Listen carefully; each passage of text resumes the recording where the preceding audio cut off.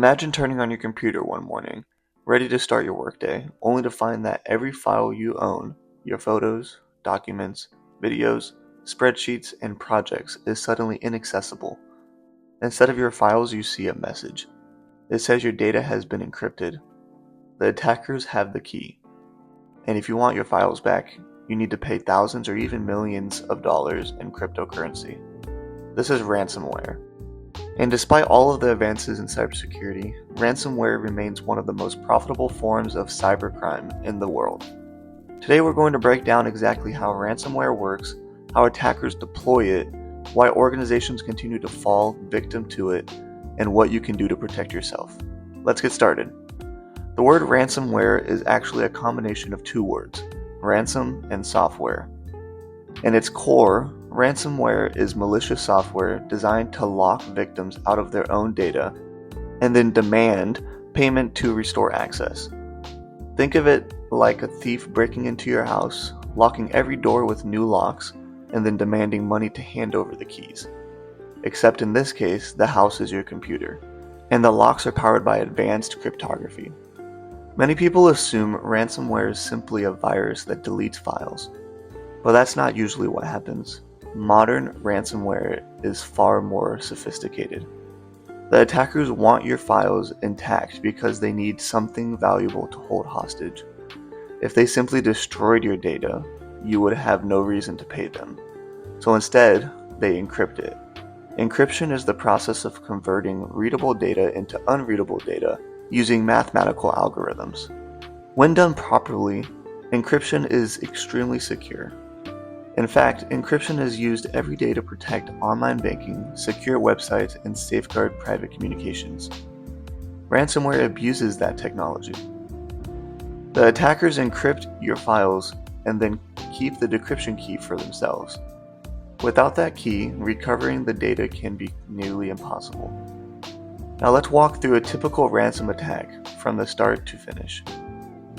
Most ransomware attacks don't begin with a hacker magically breaking into a computer. They usually begin with a mistake.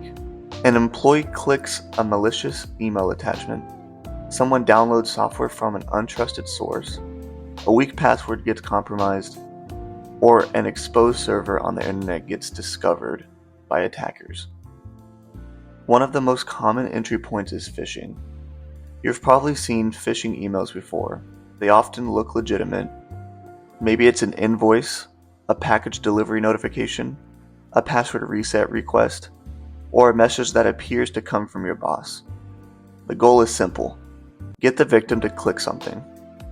Once they do, malware is downloaded onto the system. Sometimes the ransomware itself is installed immediately. Other times the attackers quietly gain access and spend days or weeks exploring the network. This stage is often called initial access, and it's only the beginning. After gaining access, professional ransomware groups typically perform reconnaissance. This means they start gathering information. They identify valuable systems, they look for backups, they search for sensitive files, they collect administrator credentials, and they try to understand the victim's environment. Why? Because the more damage they can cause, the more likely the victim is to pay. Many modern ransomware groups don't rush, they move slowly and carefully. They may spend weeks inside a network before launching the attack. During this time, they're often stealing data as well. This is important because ransomware has evolved. Years ago, attackers mostly relied on encryption. Today, many groups use what's called double extortion. First, they steal sensitive data, then they encrypt the victim's systems. If the victim refuses to pay, the attackers threaten to publish the stolen information online. This creates enormous pressure. Imagine a hospital losing patient records, or a law firm having confidential documents exposed, or a company seeing trade secrets leaked to competitors. Even if backups exist, the risk of public exposure can still push organizations toward paying. Once the attackers are ready, they begin the encryption phase. This is where the real damage happens. The ransomware starts scanning the system for files, documents, databases, photos, videos, archives, source code, anything valuable. The malware then encrypts those files using strong encryption algorithms.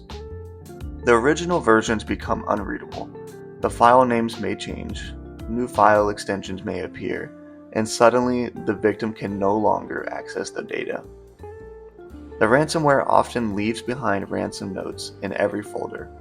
These notes explain what happened and provide payment instructions. Most payments are demanded in cryptocurrency. Bitcoin was once the preferred choice. Today, many groups use other cryptocurrencies that provide greater privacy. The ransom note may also include a deadline. Pay within a certain number of days, or the price increases. Some attackers even threaten to permanently delete decryption keys if payment isn't made quickly. Whether those threats are real depends on the attackers, but they create urgency, and urgency is a powerful weapon. Now here's something many people don't realize. Ransomware isn't always created by the same people who deploy it. Cybercrime has become an industry, a business. There are developers who create ransomware, there are affiliates who deploy it, there are negotiators who communicate with victims, and there are even customer support teams that help victims make payments. This model is often called Ransomware-as-a-Service. It's surprisingly similar to legitimate software businesses. The developers create the ransomware platform, affiliates use it to attack victims. Profits are shared between both parties. This business model has dramatically lowered the barrier to entry for cybercriminals.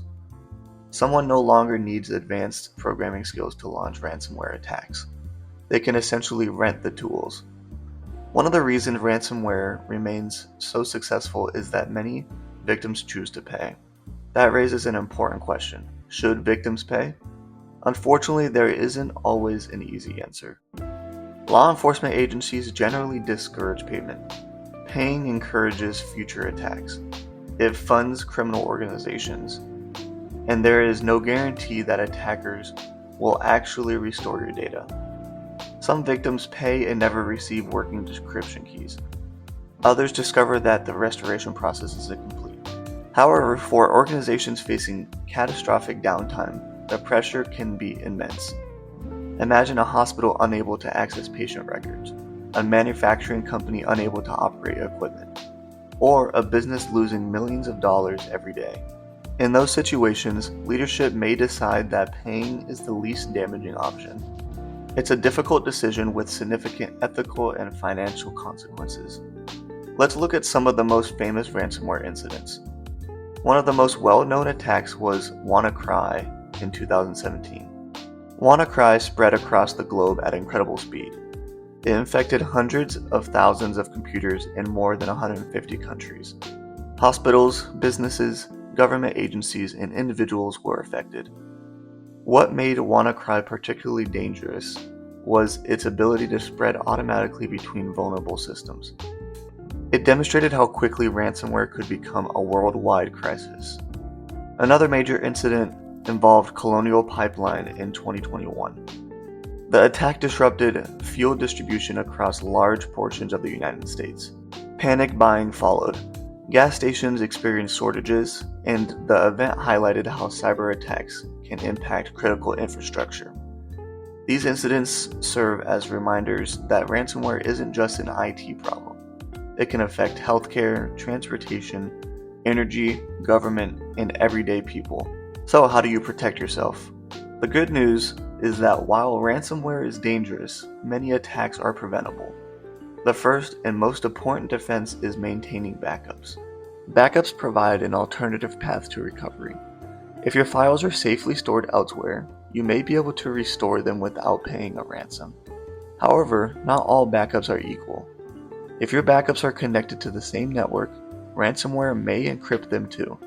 That's why security professionals often recommend maintaining offline or isolated backups. The second defense is strong authentication. Weak passwords remain a common attack vector. Use unique passwords for every account, and whenever possible, enable multi-factor authentication. Even if an attacker steals your password, the additional verification step can help prevent unauthorized access. The third defense is patching and updates. Cybercriminals frequently exploit known software vulnerabilities. When organizations delay updates, they leave doors open for attackers. Keeping systems updated significantly reduces risk. The fourth defense is employee awareness. Humans remain one of the biggest security vulnerabilities. Teaching people how to recognize phishing emails, suspicious links, and social engineering attempts can stop attacks before they begin. Finally, organizations should adopt a layered security approach. There is no single product that completely prevents ransomware. Effective security combines technology, processes, monitoring, backups, access controls, and user education. Think of it like protecting a castle. You don't rely on a single wall. You use multiple layers of defense. If one layer fails, another layer stands ready. As artificial intelligence continues to advance, ransomware is also evolving. Attackers are using automation to identify targets faster, craft more convincing phishing campaigns, and scale operations more efficiently. At the same time, defenders are using AI to detect threats, analyze behaviors, and respond more quickly than ever before. The battle between attackers and defenders continues to accelerate, and that's why understanding ransomware matters. You don't need to be a cybersecurity expert to become a target. Anyone with a computer, smartphone, or internet connection can be affected. The reality is that ransomware succeeds because it exploits both technology and human behavior. It takes advantage of trust, convenience, mistakes, and sometimes simple bad luck. But knowledge is one of the strongest defenses available. The more you understand how these attacks work, the easier it becomes to recognize warning signs and reduce your risk. So the next time you hear about a company paying millions of dollars to cybercriminals, you'll know exactly what happened behind the scenes. A small point of entry, a compromised system, weeks of preparation, powerful encryption, and finally, a digital hostage situation. That's ransomware, and now you know how it actually works.